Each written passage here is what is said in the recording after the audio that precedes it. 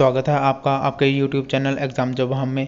तो आज इस वीडियो में हम जेईई मेन जो न्यू फॉर्म निकला है उसके बारे में आपको बताऊंगा कि इसको कैसे फिलअप करना है और क्या इसकी एलिजिबिलिटी क्राइटेरिया, एज और इसकी जो फीस है वो क्या है। तो सब कुछ आपको बताऊंगा इस वीडियो में। तो अगर आप इस चैनल पर नए आए हैं तो प्लीज़ इस चैनल को सब्सक्राइब कीजिए और बेल आइकन को प्रेस करके ऑल पे सेट कर दीजिए। तो चलिए वीडियो को शुरू करते हैं। तो फ्रेंड्स, जहाँ पे मैं बता आप जहाँ पे चेक कर सकते हैं कि नेशनल टेस्टिंग एजेंसी यानी कि NTA are invited application form, जो कि फॉर्म को फिलअप करवाने का काम जो एनटीए नेशनल टेस्टिंग एजेंसी करवाती है, और इसको कंडक्ट करवाने का जो काम है सीबीएसई जॉइंट एंट्रेंस एग्ज़ाम जो जेईई मेन है फेज़ 1 का जो कंडक्टर करवाती है, जो सीबीएसई जो इसको साल में 2 बार कंडक्ट करवाती है जेईई मेन एग्ज़ाम को। तो इसमें क्या होगी एलिजिबिलिटी क्राइटेरिया आगे आपको मैं बताऊंगा। तो नेशनल टेस्टिंग एजेंसी जहाँ पे लिखा हुआ है जॉइंट एंट्रेंस एग्ज़ाम, उसके बाद हम जहाँ पे एप्लीकेशन स्टार्ट यानी कि 1 मार्च से इसके फॉर्म फिलअप होना शुरू हो चुके हैं। लास्ट डेट है इसकी 31 मार्च, इसकी जो लास्ट डेट है। अभी इसका जो ऑनलाइन एग्ज़ाम होने वाला है, तो ऑनलाइन एग्ज़ाम की डेट भी मेंशन कर दी गई है। 16 से 21 अप्रैल इसकी जो एग्ज़ाम डेट है। एडमिट कार्ड इसके अप्रैल मंथ में जो जारी कर दिए जाएंगे, जो एग्ज़ाम के जो 1 हफ्ते पहले ही इसके एडमिट कार्ड आ जाएंगे। एप्लीकेशन फ़ी के बारे में आगे आपको मैं बताऊंगा इस वीडियो में। तो इसी वीडियो में मैं फॉर्म को फिलअप करके भी बताऊंगा अपने फ़ोन से कि फ़ोन से कैसे जो फॉर्म को फिलअप करते हैं। तो अभी मैं इसकी जो आपको फ़ीस डिटेल के बारे में बता रहा हूँ कि आप अगर आपने सिंगल पेपर जो फिलअप करना है उसके लिए आपको जो मेल कैंडिडेट है, आपको जहाँ पे मैं बताना चाहूँगा जनरल और ओबीसी जो 650 रुपये उसकी फ़ीस है। और मेल कैंडिडेट, जहाँ पे मेल कैंडिडेट की बात हो रही है, जहाँ पे ध्यान देने की ये बात है, तो जहाँ पे जो SC/ST के मेल कैंडिडेट हैं उनकी 325 पे फ़ीस है पेपर 1 के लिए। और जहाँ पे जनरल और ओबीसी जो पेपर 2 है 1 एंड 2, उसके लिए जो 1300 रुपये फ़ीस इसकी है मेल कैंडिडेट के लिए। और SC/ST कैंडिडेट के लिए 650 रुपये इसकी फ़ीस है। अगर हम बात करें तो सेकंड में फ़ीमेल कैंडिडेट के लिए, इसमें जनरल और ओबीसी के लिए 325 रुपये फ़ीस है, जहाँ पे फीमेल कैंडिडेट के लिए जनरल और ओबीसी के लिए, और 650 रुपये जो पेपर 1 एंड 2 के लिए है, दोनों पेपरों के लिए 650 रुपये फ़ीस है। और फीमेल कैंडिडेट SC/ST के लिए जहाँ पे जो फ़ीस है सेम ही है, दोनों के लिए जो फ़ीस सेम ही है, फीमेल कैंडिडेट SC/ST जो ओबीसी कैंडिडेट हैं उनके लिए। तो अभी एलिजिबिलिटी क्राइटेरिया की हम बात करें तो इसमें जहाँ पे आप +2 कर रहे होने चाहिए, जहाँ आपने +2 की होनी चाहिए, +2 कर रहे हैं तो अभी अपेयरिंग में है, तो फिर भी आप एग्ज़ाम को फिलअप कर सकते हैं और एग्ज़ाम दे सकते हैं। तो जहाँ पे कौन से कैंडिडेट दे सकते हैं, जो साइंस ग्रुप वाले जो कैंडिडेट हैं, जो फिजिक्स केमिस्ट्री मैथ जिन्होंने पढ़ा है +2 में, वो इस एग्ज़ाम को जो दे सकते हैं। एज लिमिट की बात करें तो इसमें कोई एज लिमिट क्राइटेरिया नहीं होता। ये एग्ज़ाम साल में 2 बार कंडक्ट करवाया जाता है और 3 सालों में 2 बार, यानी कि मैक्सिमम आप इसको 6 बार एग्ज़ाम को दे सकते हैं। इसकी कलर और ब्लैक एंड वाइट फ़ोटो कोई भी हो, 80% आपका फेस दिखाई देना चाहिए, विद आपके एयर भी होने चाहिए।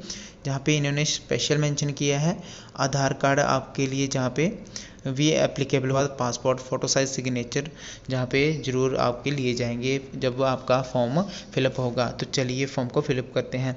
तो इसका लिंक वीडियो के डिस्क्रिप्शन में मिल जाएगा, आप वहाँ से क्लिक करके इस फॉर्म को फिलअप कर सकते हैं क्लिक करके, और आप इसका नोटिफिकेशन भी चेक कर सकते हैं इंग्लिश और हिंदी में जी हो। तो चलिए फॉर्म को फिलअप करते हैं। तो फॉर्म फिलअप करने के लिए जहाँ पे हमारा जो पेज ओपन हो चुका है, नेशनल टेस्टिंग एजेंसी ऊपर आ चुका है। तो सबसे पहले आपको जहाँ पे क्लिक करना होगा न्यू रजिस्ट्रेशन, फिर ही आपका फॉर्म फिलअप होगा। तो न्यू रजिस्ट्रेशन पे क्लिक करने के बाद आज जहाँ पे नीचे आप स्क्रॉल करेंगे, जहाँ पे फ़ीस क्राइटेरिया है सब कुछ बताया गया है।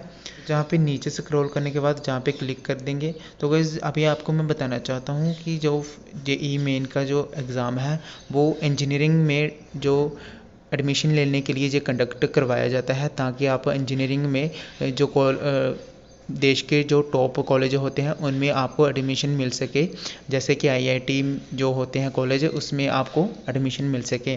तो चलिए आप फॉर्म को फिलअप करने के लिए जहाँ पे आपको टिक करना होगा, क्लिक फॉर प्रोसीड पे क्लिक कर दिया, तो हमारा ऐसा इंटरफेस हमको दिखाई दे रहा है। तो जहाँ पे मैं नाम को फिलअप कर दूँगा और सभी डिटेल आप जहाँ पे चेक कर सकते हैं और फिलअप कर दीजिए। तो चलिए मैं फॉर्म को फिलअप करता हूँ। तो फ्रेंड्स मैंने सभी डिटेल को फिलअप कर दिया है। अभी आपको बताऊंगा कि कैसे कैसे फॉर्म को फिलअप करना है। तो जहाँ पे कैंडिडेट का नेम, फिर फादर नेम, फिर आपको मदर नेम लिखना है, फिर अपनी डेट ऑफ बर्थ जहाँ पे लिख देनी है, फिर अपने मेल फीमेल को सिलेक्ट कर लेना है।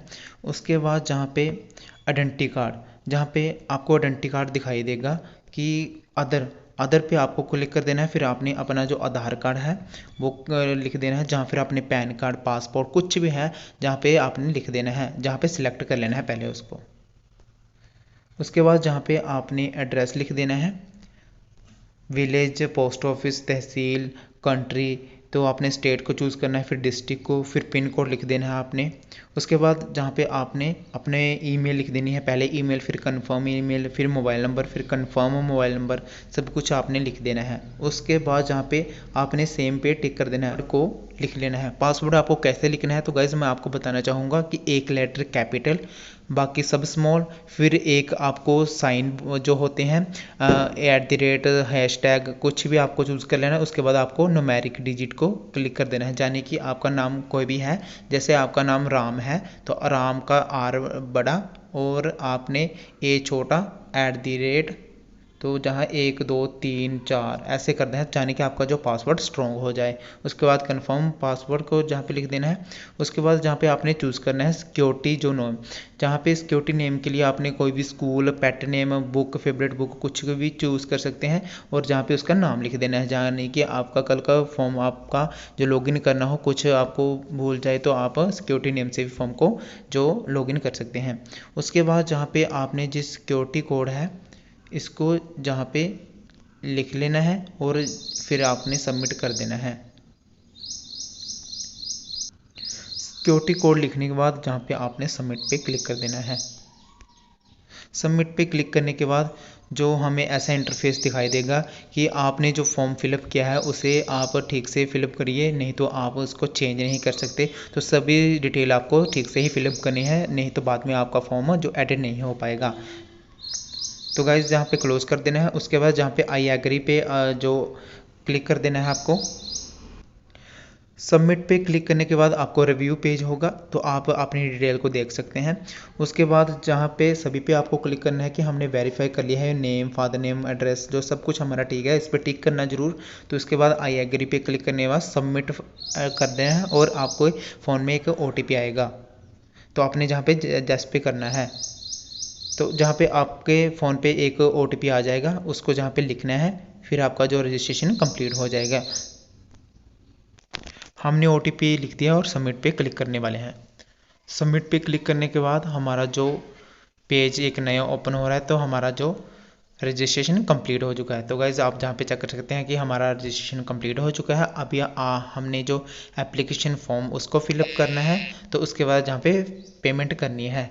तो गाइज़ ये सब कुछ हमारा जो एप्लीकेशन नंबर जो जहाँ पे आ गया है। तो गाइज़ मैं आपको फ़ोन से फॉर्म को फिलअप करके बता रहा हूँ कि फ़ोन से कैसे फॉर्म को फिलअप करते हैं।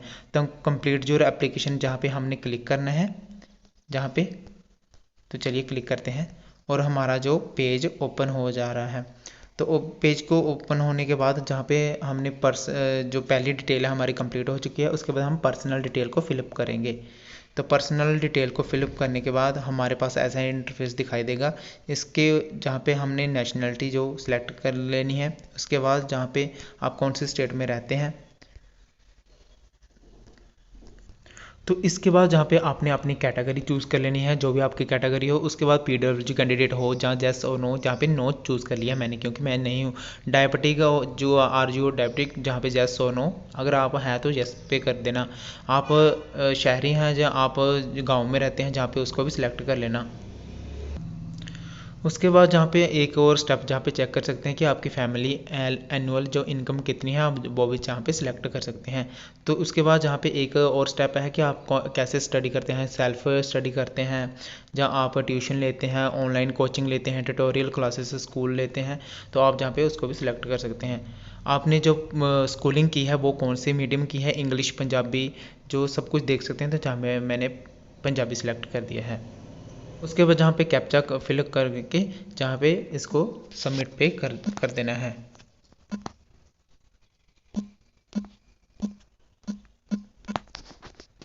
सेव एंड नेक्स्ट पे क्लिक करने के बाद जहाँ पे आपने जस्ट पे क्लिक करने के बाद जहाँ पे हमारी जो डिटेल फिलअप हो गई है, आपके पास आधार नंबर है तो आपने यस कर देना है, फिर उसको सबमिट कर देना है।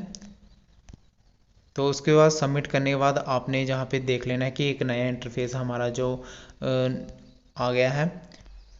इस पेज पे आपको जहाँ पे ये दिखाई देगा कि आप अपना आधार कार्ड अपनी मर्जी से जो जहाँ पे सबमिट करवा रहे हैं कि जो आपके एग्ज़ाम के लिए ये ज़रूरी है, तो आप जहाँ पे सिलेक्ट कर देंगे तो हो जाएगा। इसके बाद आपके जहाँ पे कहीं पे जो सिलेक्ट नहीं करना, उसके बाद आपने अपना आधार नंबर जहाँ पे लिख देना है और सबमिट पे क्लिक कर देना है।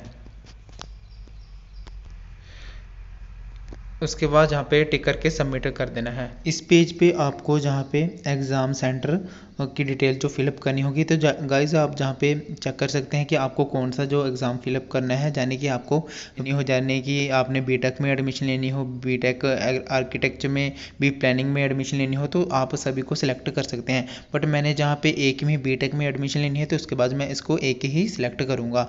उसके बाद जहाँ पे एग्ज़ाम ऑफ पेपर का एग्ज़ाम कौन सा होना चाहिए, इंग्लिश, हिंदी, उर्दू, जहाँ पे 4 लैंग्वेज है, और जहाँ पे मैं पंजाबी को सिलेक्ट कर लूँगा।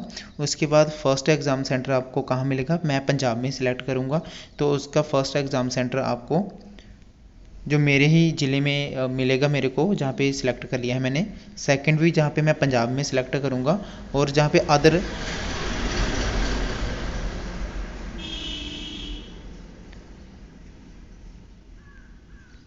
अदर एग्ज़ाम सेंटर को जहाँ पे मैं क्लिक कर दूंगा। उसके बाद थर्ड को जहाँ पे मैं पंजाब में सिलेक्ट करूँगा, उसके बाद जहाँ पे और कोई जहाँ पे मैं सिलेक्ट कर लूँगा। उसके बाद फोर्थ भी जहाँ पे मैं सभी अपने जो नियर सेंटर होंगे उनको आप जहाँ पे चेक कर लेना और इसको जो फिलअप कर लेना।